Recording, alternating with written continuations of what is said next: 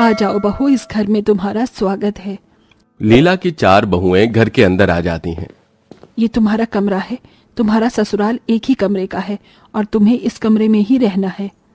लीला जैसे ही कमरा खोलती है, उस कमरे में कुछ भी नहीं होता। पूरा कमरा खाली होता है। ये क्या माँ जी, कमरे में तो कुछ भी नहीं है। हाँ माँ जी, हम लोग यहाँ कहाँ सोएंगे? तुम इतना सारा सामान लेकर आई हो दहेज का, अपने कमरे में रखो। तुम्हारे घर से तुम तीनों का बेड आया है, उसे रखवा देती हूँ कमरे में। लीला अपनी 3 बहू के बेड तो उस कमरे में भिजवा देती है, लेकिन छोटी बहू गरीब परिवार से आई थी। उसके ससुराल से एक तिल्ली भी नहीं आई थी। अरे यहाँ तो 4 बेड होने चाहिए थे, ये किसका बेड कम है यहाँ? माँ जी, हम अपने मायके से कुछ भी नहीं लेकर आए हैं। तो अच्छा चलो, कोई बात नहीं। लीला देखती है कि उसकी 3 बहू अच्छे अमीर घर से थी, तो सबसे छोटी बहू गरीब थी। इसी के चलते वो उसे ज्यादा बात भी नहीं करती है। तुम तीनों को अगर कोई भी परेशानी हो तो मुझे बता देना। अब लीला इतना कहकर तो चली जाती है, लेकिन गर्मी इतनी थी कि तीनों अमीर घर की बहू अपने अपने मायके से ससुराल में गर्मी से बचने के लिए कुछ न कुछ साधन लेकर आई थी। किसी के पास पंखा होता है तो किसी के पास टेबल फैन होता है, तो कोई एसी लेकर आई थी। लेकिन वहीं फुलवा के पास न तो बेड था और न ही बिस्तर, और साथ में गर्मी से बचने के लिए भी उसके पास कुछ भी नहीं था। गर्मी बहुत है और नीचे तो फर्श और भी ज्यादा गर्म हो रहा है। दीदी, क्या मैं आपके बिस्तर पर सो सकती हूँ? तुम्हारा दिमाग खराब हो गया है क्या? अगर तुम मेरे पास होगी तो मैं अपने पति के साथ सुहागरात कैसे मनाऊंगी?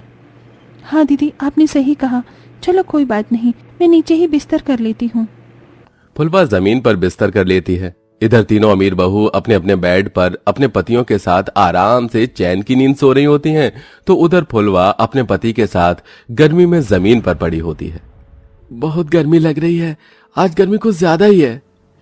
आपको गर्मी लग रही है? रुको, मैं कुछ करती हूँ। फुलवा कमरे के आसपास देखती है, उसे किताबें दिखाई देती है। उस किताब को उठाकर वो उस किताब से ही अपने पति को हवा करने लगती है। हाथ वाला पंखा तो है नहीं, इस किताब से ही हवा हो जाएगी। राहुल सुहागरात मनाने की जगह सो जाता है और इधर फुलवा उसको हवा करते करते जैसे तैसे सो जाती है। अगले दिन जब सवेरा होता है तो फुलवा की तीनों जेठानियां आराम से बेड पर सो रही होती हैं और उठती भी नहीं है। जेठानी जी, आप तीनों अभी तक सो रही हो? आपको उठ जाना चाहिए। आज हमारा ससुराल में पहला दिन है, हमें रसोई की रस्म भी करनी होगी। अरे तुम ही जाकर जो करना है कर लो, हम यहाँ कोई काम करने नहीं वाले। हाँ हाँ, इतनी गर्मी में हम कोई काम नहीं करने वाले। काव्या, दिव्या, सृष्टि तीनों आराम से सो रही होती हैं, तो वहीं फुलवा अपने कमरे से बाहर निकल आती है और घर के काम करना शुरू कर देती है। आज तो गर्मी बहुत है, धूप भी कड़ी निकली है। फुलवा सबसे पहले घर की साफ सफाई करती है और उसके बाद रसोई में जाकर सभी के लिए खाना बनाने लगती है। घर के सारे काम वो अकेली ही करती है। उसको सारे काम करते हुए देख लीला कहती है, अरे बहू, तुम अकेले ही काम कर रही हो, बाकी की तीनों बहू कहाँ हैं? वो तीनों कमरे में सो रही है माँ जी। अभी तक सो रही है? ये कौन सा समय है सोने का? रुको, मैं उन्हें अभी जगा कर लाती हूँ। लीला ऐसा कहती है और कमरे में जाती है जहाँ तीनों अपने बेड पर आराम से सो रही थीं। अरे ये क्या बहू, अभी तक सो रही हो? चलो उठ जाओ, घर में और भी काम है, तुम्हें देखने चाहिए। माँ जी, आप हमें काम करने के लिए क्यों बोल रही हो? अरे काम करने के लिए इस घर के अंदर फुलवा है, कुछ अपने मायके से लेकर तो आई नहीं। कम से कम इसी के चलते उससे काम तो करवा लीजिए। माँ जी, गर्मी बहुत है, आप बाहर जाओगी तो दरवाजा बंद करते हुए जाना। लीला ये सुनने के बाद कुछ कह नहीं पाती और चुपचाप कमरे से बाहर आ जाती है। यहाँ फुलवा ने सभी के लिए खाना बनाकर रखा होता है। माँ जी, चलिए नाश्ता कर लीजिए। अरे वाह, खाना तो बहुत स्वादिष्ट लग रहा है। अच्छा, नाश्ता भी बन गया और घर के काम भी हो गए। फुलवा, तुमने अकेले गर्मी में इतने काम कैसे कर लिए? माँ जी, मुझे घर के काम करने की आदत है, बस इसीलिए। ऐसे ही अब घर के सारे काम फुलवा करती है और तीनों अमीर बहू अपने कमरे में बेड पर आराम करती है। देखते देखते कुछ वक्त बीतने लगता है और अब गर्मी और भी ज्यादा बढ़ने लगती है। पूरी पूरी रात फुलवा को नींद भी नहीं आती। गर्मी इतनी हो रही है कि नींद आती ही नहीं। आजकल काम ठीक नहीं चल रहा है। अब मेरे पास पैसे इकट्ठे हो जाएंगे तो मैं कोशिश करूंगा कि हमारा एक अलग कमरा हो जिसमें हम आराम से अपनी सुहागरात मना सकें। कोई बात नहीं, चलो आराम से सो जाओ, मैं आपको हवा कर देती हूँ। कल आपको नौकरी पर भी जाना होगा। फुलवा की तीनों जेठानियां आराम से अपने बेड पर सो रही होती हैं और वो आधी रात तक अपने पति को हवा करती रहती है। उसे अपने ससुराल में आकर बहुत सी परेशानियों का सामना करना पड़ता है। यहाँ तक कि घर में जो दहेज या फ्रिज था उसमें ठंडा पानी भी नहीं मिलता। माँ जी, मैंने इसमें ठंडा पानी लगाया था, अब इसके अंदर ठंडा पानी नहीं है। कहाँ चला गया सारा पानी? मुझे नहीं पता बहू, वैसे भी ये फ्रिज जो अपने दहेज में लेकर आया है वही इसे अच्छे से इस्तेमाल करता है, बाकी घर में कोई इस फ्रिज को हाथ भी नहीं लगाता। ये फ्रिज मैं अपने दहेज में लेकर आई थी और तुमने इसमें पानी लगाया था तो मैंने पी लिया, अपने लिए और पानी लगा लो। दिव्या ऐसा कहकर चली जाती है। फुलवा को दिव्या की बात बुरी लगती है, लेकिन फिर भी वो नजरअंदाज कर देती है। राहुल जी, अगर हो सके तो एक मिट्टी का मटका ले आना, गर्मी में साधारण पानी पिया नहीं जाता। मिट्टी के मटके में जो पानी होगा वो थोड़ा सही होगा, ठंडा भी और पीने में भी। ठीक है, आज शाम को मैं ले आऊंगा। राहुल ऐसा कहकर अपने काम पर चला जाता है। शाम को वो मिट्टी का मटका ले आता है। ऐसे ही उनके दिन बीत रहे थे। एक दिन फुलवा सब्जी मंडी जाती है जहां से वो सब्जियां खरीदती है।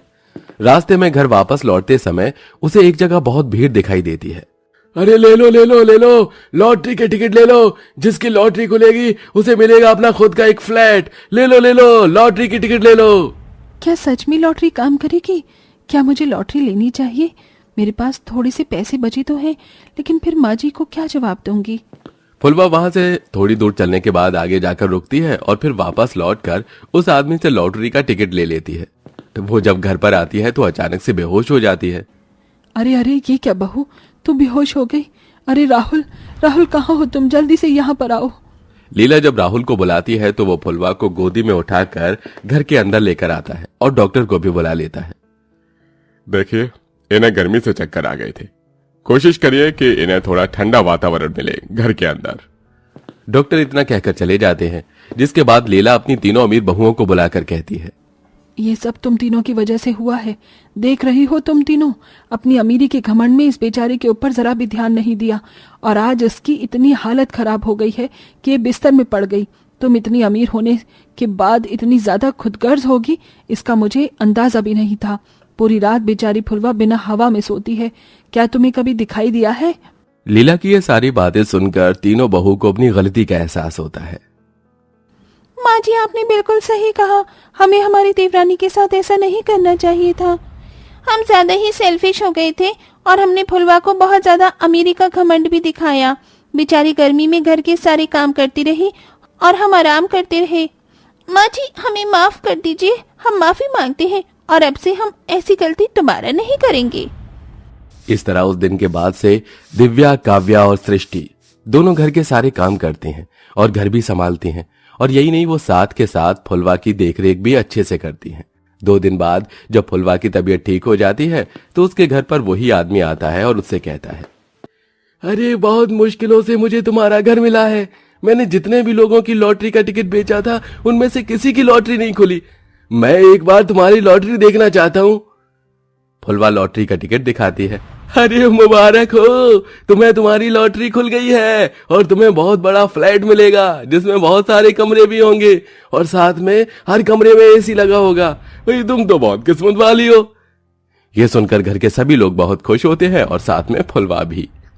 सुना आपने राहुल जी, अब हमारे पास खुद का बहुत बड़ा फ्लैट होगा और हम उसमें आराम से रहेंगे और इसी के साथ हमारी सुहागरात भी मनेगी।